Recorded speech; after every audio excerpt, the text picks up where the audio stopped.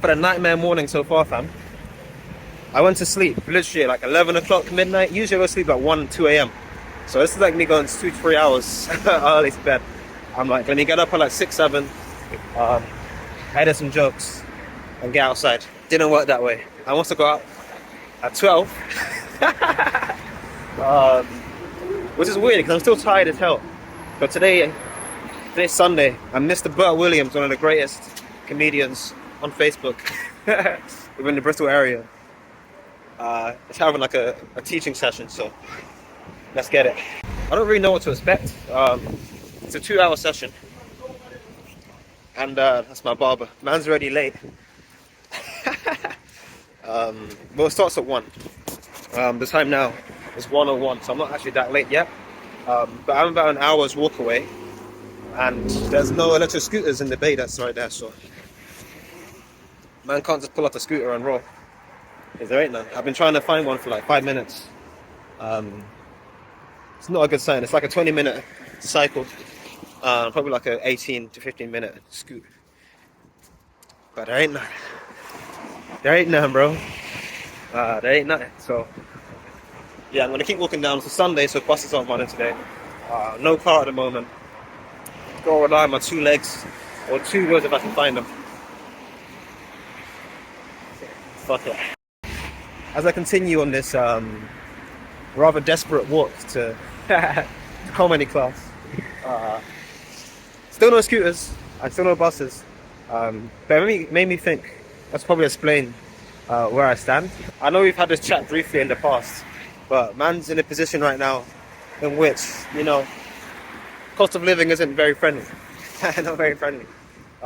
Neither is failing like 50 years of university. So I'm gonna have to take the forfeit probably a month early. I'm still gonna try, as always. I technically did a gig yesterday, very fake, you know, tight 5 during the work break, during my lunch break at work. And now I'm hoping that we can get some time today because it's like a 2-hour class, and I think there's 20 attendees. So I'm not really expecting a 2-hour lecture on like how to make a joke. Especially since the guy who's like running it is also a comedian. He did an hour show last week, I think. In hindsight, I should have gone to. But yeah, I'm hoping we have some time to actually just gig to each other or try out some jokes. If not, I won't count it. If we do, then I'm taking that. I'm taking that dub. But yeah, my pocket's very light right now, and my academic position's a bit loose. So it means I'm basically spending Monday to Friday on campus, and then Monday to Friday evenings I'm working. So hopefully that means I can do Saturday, Sunday, get some work done, as in like comedic work. Alternatively, I'm going to like sleep and not be sad all the time, and you know, get fresh trims and that. But yeah, I can now see some scooters in the distance. It's just here. Hopefully I can get to this session. The guy who's running it's also 2 minutes late. He's put in the chat now, so maybe I can get there before, without missing too much. But yeah, the gigs ain't looking too good. We're gonna find a new way. I'm gonna have to sit down and think about this later. But different style of content on the way. Yo, good session all things considered. I'm hearing a lot of bells go off, cars and music playing. I'm conveniently recording in the loudest place in the world right now. But no, good session all things considered. I'm gonna have to tell you more specifically some of the bigger takeaways. I don't want to make like a hour-long YouTube video about, you know, the pro tips from a Bristol comedian. But no, very interesting, man. Some of the key takeaways I think is that the London scene, as much as I love it, presenting to just comedians, you know, it runs the risk of overfitting. Overfitting in stats is like if you have data, trying to make a prediction with it. If you overfit and you have too many parameters and your predictive model is based so much on your data, it won't work so well with like new data. What this means in context is that if you keep telling the same types of jokes to the same types of people and getting the same results, you're going to think that that result is common, it's expected.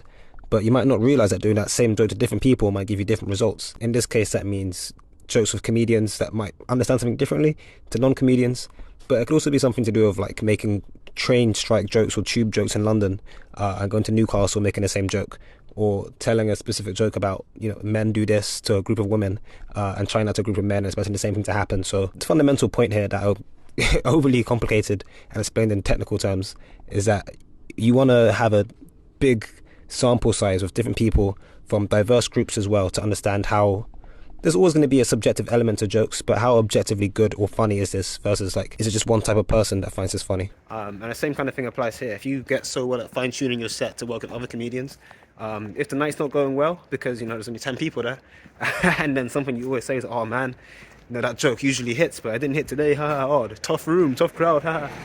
That joke that tends to work pretty well in London. That I've even said myself a number of times in London because I'm like, it will turn the crowd back around. It won't work so well in a crowd of people that are paying the hard-earned cash to come and see you. They've hired babysitters. They've bought a date. If this is like an actual audience, you're gonna have to handle it a bit differently. It won't be like offensive, but it's gonna be harder. And I think a lot of London comedians struggle. At least that's like a takeaway I got from today when it comes to adapting to a real dynamic crowd. Another takeaway is like personas and having your like low status versus high status. If you're rich, wealthy, big, strong, you're in a position of like high power, high status, and you kind of want to lean into that, versus being like a black guy as poor as hell. I'm a relative low status. It's beneficial to lean into that as well, to really like understand what your persona is, what your character is. I'm supposed to be going in here in a minute, but this is an important exchange. Understanding what your character is a nice way to kind of lean into a set, or to at least introduce and build on your set. If you're like a huge guy that's, if you're gonna, we've had this before, we've seen guys that do this before. They go on and make jokes about like, I don't really want to say what words. I'm trying to think of a word that might get this YouTube video in trouble. But people that are like big and strong talking about, oh yeah, I beat people up, or I treat women a certain way. These sorts of jokes might be kind of passable if you're someone that doesn't look like you actually will do that. But if you're looking like a bit of a psycho and you're like, yeah, sometimes I'm psycho, people might be a bit intimidated before they find it funny. So playing into your relative perceivable status is also like a good pro tip.